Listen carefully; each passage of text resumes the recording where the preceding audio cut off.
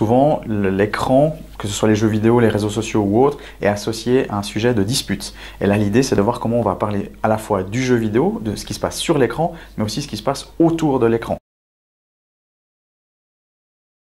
Ce guide est construit de manière à diviser en temps assez distincts les moments où on joue et les moments où on parle.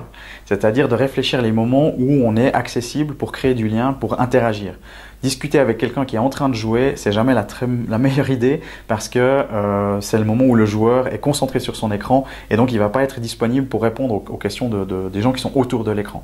Donc d'abord, on a un temps de réflexion avant de jouer qui est alimenté par des normes, des craintes, des réflexions, des valeurs aussi. Ensuite, le temps de jeu qu'on appelle une hétérotopie puisqu'on va vivre à la fois des émotions sur le moment, mais on va les vivre aussi ailleurs. Donc dans l'ici et maintenant, mais aussi ailleurs en même temps. Donc c'est un concept qui est particulier, ce qui fait justement qu'on n'arrive pas à être disponible pour répondre aux gens qui sont à côté.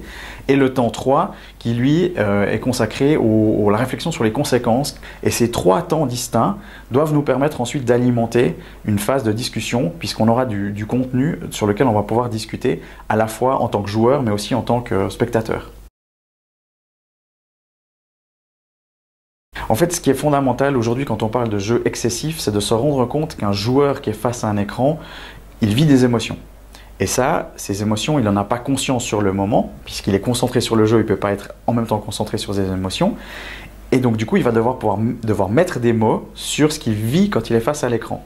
Donc c'est important que le joueur prenne conscience de ses émotions, mais c'est aussi très important que l'entourage prenne conscience que quand on joue, il y a des émotions. Et le fait de parler de l'émotionnel, ça c'est un tableau sur lequel tout le monde peut se retrouver. Si on n'est pas soi-même connaisseur de jeux vidéo, en tout cas l'aspect émotionnel on connaît. Donc là au moins on peut se retrouver et parler et élaborer.